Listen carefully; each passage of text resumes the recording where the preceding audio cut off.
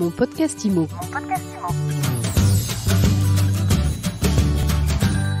Et en ce début d'année, My Sweet IMO laisse la parole aux acteurs de l'immobilier pour tirer le bilan de 2020 et puis entrevoir les perspectives d'avenir pour cette nouvelle année qui démarre. Bonjour Olivier Nicot. Bonjour. Vous êtes le directeur commercial de l'agence immobilière du No, 3 agences du groupe La Forêt, récompensées lors du dernier palmarès de l'immobilier 2020 il y a quelques semaines, organisé par Vitrine Média, Opinion System, bientôt vendu, et My Sweet IMO. Alors dites-nous tout d'abord, quel bilan vous tirez de l'année 2020 ? Bien l'année 2020, c'est une année un petit peu particulière, notamment due à la crise sanitaire, mais qui pour autant au global est quand même plutôt une bonne année. On a toujours autant d'acheteurs, des personnes qui souhaitent acquérir et donc un marché plutôt dynamique. Vous êtes surpris par ce dynamisme ? Alors on avait commencé en fait avant le confinement, avant le premier confinement, en fait on avait un dynamisme qui était en continuité de l'année 2019, ouais. Qui était plutôt très bonne. Il y a eu l'inconnu du premier confinement et effectivement, à partir dès le mois de mai, on a eu une reprise d'activité qui était assez importante, donc plutôt une surprise et une bonne surprise, puisqu'on savait pas trop la frilosité des clients ou pas. Effectivement, c'est reparti très très bien. Et puis on a eu ce deuxième confinement où effectivement on s'est dit en reprenant en décembre ça allait peut-être être un peu compliqué et à notre grande surprise on a eu une semaine qui a eu un petit peu de mal à se relancer. C'est normal vu qu'il n'y avait pas d'activité ou très très peu d'activité pendant le confinement et pareil on a fait un très très bon mois de décembre. Ce qui veut dire que vous terminez... Donc plutôt surpris, une bonne surprise. Vous terminez proche de vos objectifs fixés en début d'année ? Oui, on en termine effectivement pas loin. Comment vous vous êtes adapté durant cette crise sanitaire ? Quelles innovations, quelles nouveautés vous avez mis en place à l'immobilière du No ? Alors, on avait déjà mis en place en fait les visites virtuelles.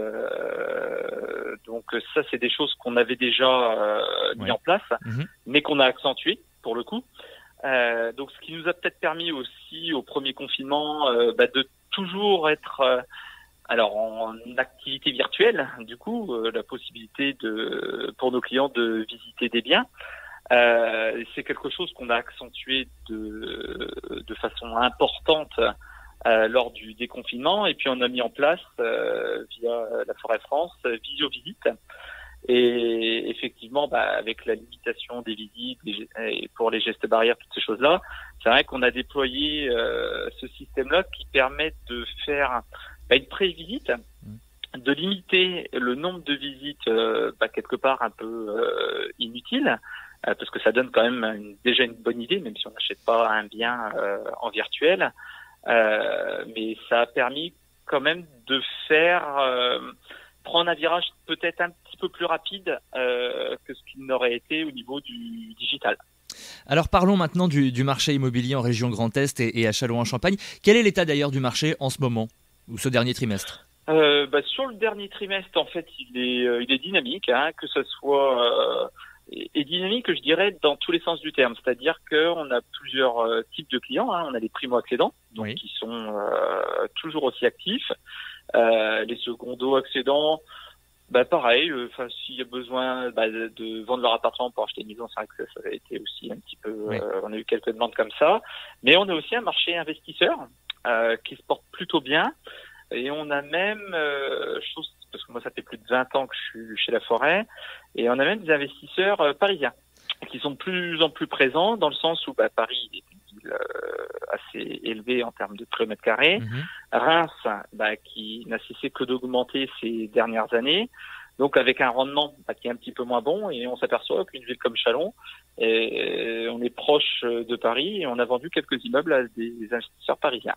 Châlons-en-Champagne, Reims, des villes moyennes qui, selon vous, pourraient être les gagnantes on va dire des réorganisations immobilières en France ? Après, on va dire que Châlons, oui. Après, on a des agences comme vous l'avez cité à Vitry-le-François et Sainte-Menou, où on a un marché de l'immobilier qui se porte très bien également. Et on n'a pas d'investisseurs parisiens, mais on a des investisseurs. Alors, la simple et bonne raison, c'est que les taux sont extrêmement bas et aujourd'hui, placer de l'argent, ça rapporte pas forcément grand-chose. Et pense que la pierre, au final, est toujours une valeur refuge en France.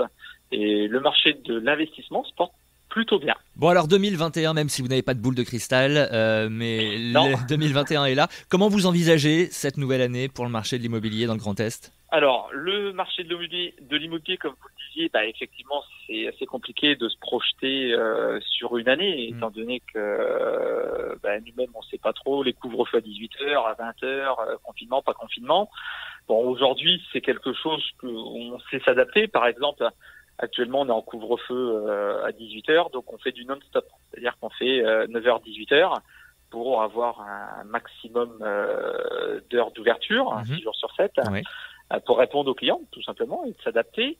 Après le début d'année, on sait que d'un point de vue financement, les banques ont l'air d'être un petit peu plus frileuses, ou un peu moins fébriles, frileuses. On a une demande qui est toujours aussi forte. Après, c'est vrai que on ressent aussi un marché par contre assez tendu au niveau du nombre de biens à vendre. Alors, qui peut s'expliquer par plusieurs choses. Bon, déjà, on a un nombre de ventes qui est quand même relativement important, donc forcément un stock qui diminue un petit peu, et peut-être certains projets qui ne voient pas le jour en fonction aussi du contexte sanitaire et économique. Donc, la seule chose, c'est qu'on a une diminution du nombre de biens à vendre. Plus spécifiquement sur Châlons, après les agences de Vitry, Saint-Cloud, ça c'est plutôt bien, mais on voit qu'il y a déjà des compromis qui ont été réalisés.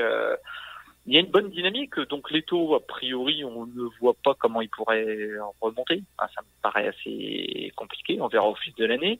Et il y a toujours cette envie auprès des clients de devenir propriétaires. Donc nous, on est plutôt optimiste pour cette année 2021.